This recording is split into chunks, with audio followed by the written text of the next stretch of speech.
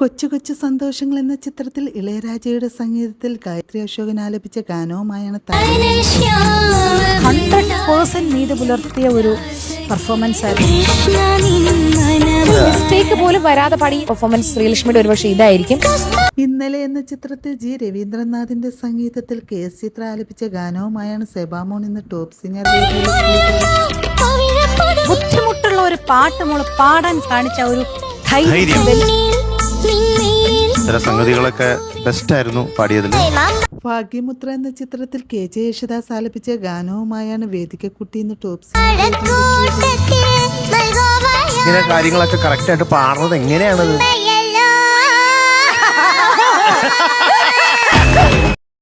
കരയിലേക്കൊരു കാതൽ ദൂരം എന്ന ചിത്രത്തിലെ ഒരു മനോഹര ഗാനവുമായാണ് ദേവദർശി ഇന്ന് ടോപ്പ് സിംഗർ വേദിയിലേക്ക്. You are one of the best. ഹൃദയത്തിൻ മധുപാത്രം,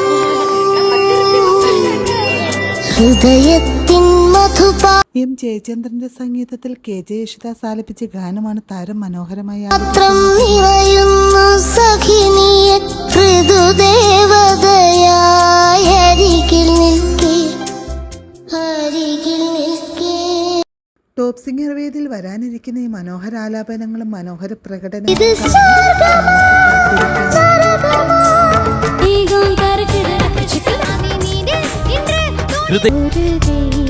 நமக்கு வந்து நிறைய தமிழ் ஆடியன்ஸ் இருக்கு, அவங்களுக்கும் இந்த ரவுண்ட் ரொம்ப பிடிக்கும். I love you, Anna.